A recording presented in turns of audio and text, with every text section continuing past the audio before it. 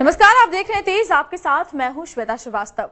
चीन तो अब समंदर के अंदर भी हदें पार करने लगा है। उसकी परमाणु पनडुब्बियां भारतीय समुद्री इलाके में बार बार दाखिल हो रही हैं।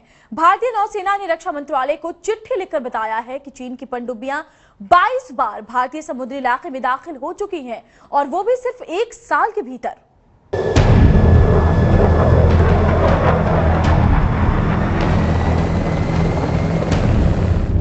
हवा में खतरा,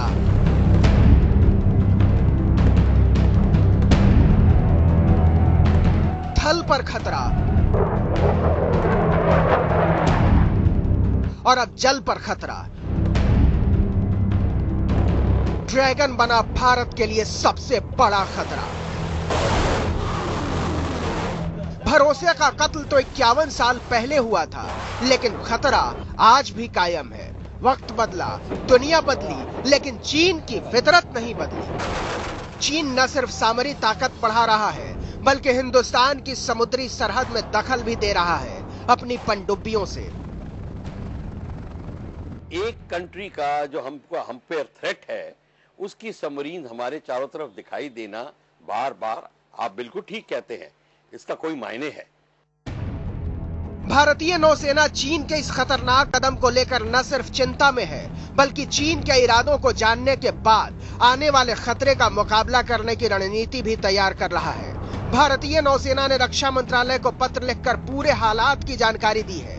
नौसेना के मुताबिक चीनी न्यूक्लियर पनडुब्बियों का एक बड़ा जत्था हिंद महासागर में लगातार सेंध लगाने की कोशिशें कर रहा है।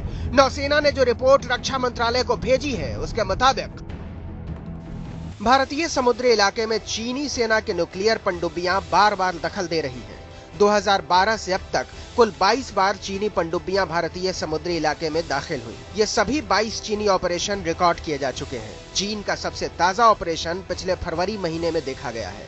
अंडमान निकोबार द्वीप समूह के पास भी एक पनडुब्बी दिखाई दी है।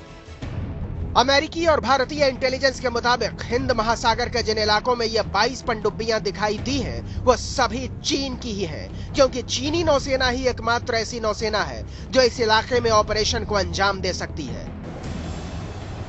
चीनी न्यूक्लियर पनडुब्बियां हमारे समुद्री इलाके में जिस तरह दाखिल हो रही हैं, यह हमारी सुरक्षा के लिए खतरा हो सकती हैं। खतरे की घंटी बज चुकी है। खतरा हमारे बिल्कुल नजदीक मंडरा रहा है। अंडमान निकोबार द्वीप समूह के पास फरवरी महीने में जो न्यूक्लियर पनडुब्बी दिखाई दी थी, वो हमारी सरहद से सिर्फ 90 किलोमीटर दूर थी।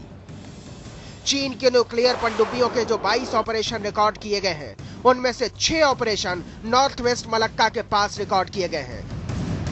13 ऑपरेशन दक्षिणी श्रीलंका में रिकॉर्ड किए गए हैं।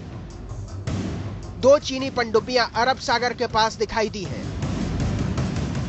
अगस्त 2012 में पहली बार चीनी पनडुब्बियों की हरकत दिखाई दी थी। समुद्र में चीनी न्यूक्लियर पनडुब्बियों की हरकतें उस वक्त दिखाई दी थी जब भारतीय और अमेरिकी नौसेना के जहाजों ने सोनार यंत्र पर चीनी पनडुब्बियों की हरकत देखी थी। तब से लेकर अब तक चीन भारतीय समुद्री इलाके में बार बार दाखिल हो रहा है। चीन अपनी हरकतों से बाज नहीं आ रहा, लिहाजा भारतीय नौसेना के लिए खतरा बढ़ता जा रहा है। पर यह एक सच्चाई है कि चीन का जो फुटप्रिंट या चीन का जो प्रोफाइल, रूपरेखा जो है हमारे इलाके में, वो बढ़ रहा है। इतना कि चीन ने काफ़ी विश्वास के साथ मालदीव्स में, जहां भारत का काफ़ी, मैं कहूँगा कि पारंपरिक रूप से एक रिश्ता है, उन्होंने अपना एम्बेसी खोला। और उसी दिन जब सार्क समिट का उद्घाटन हो रहा था, तो इसमें भी एक संकेत है। पिछले कुछ सालों में चीन ने समंदर में अपनी ताकत लगातार बढ़ाई है। न सिर्फ बढ़ाई है, बल्कि इसका सबूत भी दिया है। चीन ने पहले ही ऐलान कर दिया कि वो प्रशांत महासागर में अपना सैन्य अड्डा स्थापित करने जा रहा है। उससे भी बड़ी चिंता की बात है कि चीन हमारे पड़ोसियों के साथ अपने संबंध गहरे करने की कोशिशों में है, यानी कि ड्रैगन और भी खतरनाक होता जा रहा है। ये बड़ी चिंता की बात है और इसको कम कर आंका नहीं जा सकता।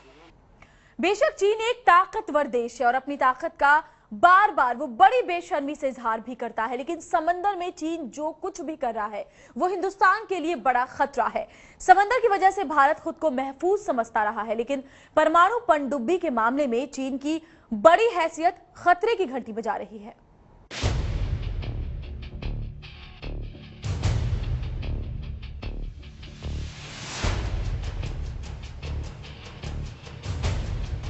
पाकिस्तान से लेकर म्यांमार तक तीन तरफ से समंदर से घिरा हिंदुस्तान खुद को महफूज मानता रहा है, लेकिन अब इन्हीं समुद्री लहरों पर सवार होकर चीन की शातिर चालें भारतीय नौसेना को डरा रही है।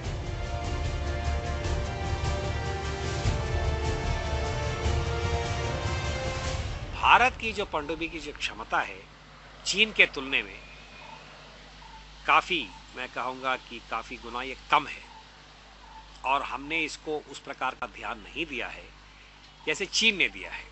क्योंकि आप देखिए जो चीन ने पहल किया है परमाणु पनडुब्बी में, हालांकि चीन भारत से कई साल पहले से वो न्यूक्लियर वेपन पावर बन गए थे, पर उन्होंने अपने नेवी को, नौसेना को एक सामरिक अहमियत दिया है, और साथ साथ अपने नौसेना में उन्होंने पनडुब्बी को एक प्रकार की फोकस या उन्होंने डायरेक्टिविटी दिया है।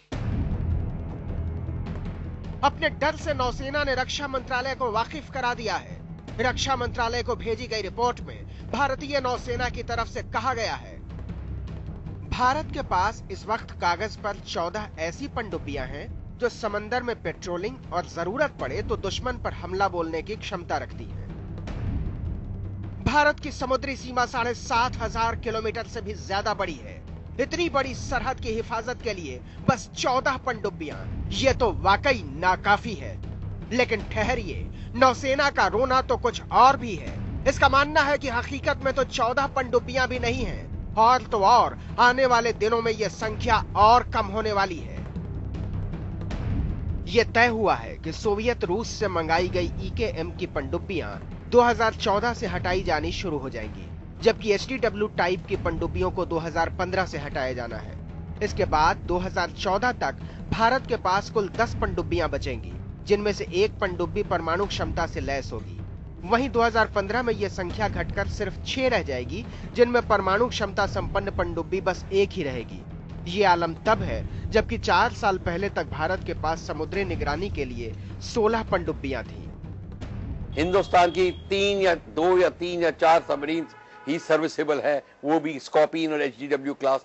चाइना के पास इस समय 6 से 7 सबमरीन, न्यूक्लियर पावर सबमरीन हैं, जो कि उस एरिया में गश्त लगा सकती हैं, जा सकती हैं। और अब इन पोर्ट्स के सहारे जो उनको मिलने लगे, अब सबमरीन को चाइनीज मेनलैंड में नहीं जाना पड़ेगा, चाइनीज हार्बर में नहीं जाना पड़ेगा, वो वहीं पे भी उनकी रिप्लेनिशमेंट हो सकती है, रिफ्यूलिंग हो सकती है, और अगर जो भी टेक्निकल टर्म्स हैं वो सारे के सारे वहां पे किए जा सकते हैं। नौसेना तो इस चिंता में भी गल रही है कि 2012 से 2017-18 के बीच जिन स्कॉर्पिक पनडुब्बियों को मंगाया जाना था, उनके 2016 तक आने की गुंजाइश भी नहीं दिखती। चीन के मुकाबले भारत की नौसैनिक ताकत काफी कमजोर है। चीन की नौसेना के पास जहां एटमी हथियारों से लैस पनडुब्बियां हैं, तो वहीं भारत के पास पुरानी तकनीक वाली इक्का दुक्का पनडुब्बियां ही मौजूद हैं। ऐसे में भारत की नौसेना के लिए ये काफी टेढ़ी खीर साबित हो रहा है कि चीन की गतिविधियों पर नजर रखी जाए। समंदर में चीन की साजिश का सबसे बड़ा साझीदार अगर कोई है तो वो पाकिस्तान है। पाकिस्तान ने पहले से ही अपना ग्वादर बंदरगाह चीन के नाम कर दिया है। बहाना फिर वही कारोबार का है, लेकिन चीन की करनी और कथनी को खंगालने पर साफ हो जाता है कि उसका असली कारोबार तो भारत को समंदर में घेरने का है। चीन की राजधानी में पाकिस्तान के राष्ट्रपति की खैर मकदूम का एक सिरा भारत की समुद्री सुरक्षा से जुड़ता है। रक्षा मंत्रालय को भारतीय नौसेना की तरफ से जो रिपोर्ट भेजी गई है, उसमें भी इस खतरे पर उंगली रखी गई है कि चीन और पाकिस्तान का नापाक मेल हिंदुस्तान के लिए खतरा है, और इसका सबसे बड़ा सबूत है पाकिस्तान का ग्वादर बंदरगाह। अरब सागर की लहरों को छूता ग्वादर पोर्ट पाकिस्तान की खराब माली हालत को सुधारने में मददगार हो सकता था, लेकिन उधार की जिंदगी जीने की आदत पाकिस्तान को इस हाल में ले आई। उसने इस पोर्ट को चीन के नाम कर दिया, जो आर्थिक और सामरिक लिहाज से पाकिस्तान के लिए सबसे ज्यादा अहमियत रखता है। तो जब ये हाय तौबा मची थी कि चाइनीज को पाकिस्तान देना चाह रहा है, तो उस समय उन्होंने उसको सिंगापुर की किसी कंपनी को दे दिया, आप 40 साल के लिए। ये रणनीति को आप देखिए, और जिससे वो हाय तौबा खत्म हो गई चाइना की। अब उन्होंने कहा समय आ गया है, क्योंकि वेस्टर्न फोर्सेस वहां से अफगानिस्तान से एग्जिट कर रहे हैं सब कुछ, अब इनको क्वाइटली आप चाइना को दे दो, दुनिया में अभी स्टैमिना है नहीं कुछ कहने का, बोलने का। ग्वादर पोर्ट को बेचने का प्लान पाकिस्तान ने तब बनाया जब परवेज मुशर्रफ राष्ट्रपति थे। 2007 में परवेज मुशर्रफ ने ग्वादर बंदरगाह को सिंगापुर अथॉरिटी को दे दिया। इस बंदरगाह को बनाने में करीब 1331 करोड़ रुपए का खर्च आया, लेकिन इसमें से 75% यानी करीब 1000 करोड़ रुपए लगाकर चीन ने इस पर अपना हक जमा लिया है। इस बंदरगाह का काम इस वक्त रुका हुआ है और आखिरी बार यहां पिछले साल नवंबर में कोई जहाज आया था। वैसे तो यह जग जाहिर है कि चीन की मंशा हिंदुस्तान को घेरने की रहती है ताकि एशिया महादेश में उसके दबदबे को चुनौती ना मिले, लेकिन ग्वादर के जरिए चीन तेल के खेल में भी हिंदुस्तान से मीलों आगे निकल जाना चाहता है। दूसरी तरफ चीन का कहना है कि वो ग्वादर बंदरगाह से होते हुए हिंद महासागर से होकर अपने देश तक ऑयल शिपिंग लेन बनाना चाहता है, लेकिन ग्वादर में ही चीन का नौसेना बेस होना बताता है कि चीन की चाल कुछ और भी है। दूसरी तरफ ड्रैगन की गोद में बैठकर पाकिस्तान इससे अपनी हिफाजत का मंत्र मान रहा है। चीन का बार बार कहना यही है कि साहब ये व्यापार का माहौल है, ग्लोबलाइजेशन है और हम व्यापार के कारणों के लिए हम साउथ एशिया के देशों के साथ अपना रिश्ता बना रहे हैं, तो ये भारत के खिलाफ नहीं है।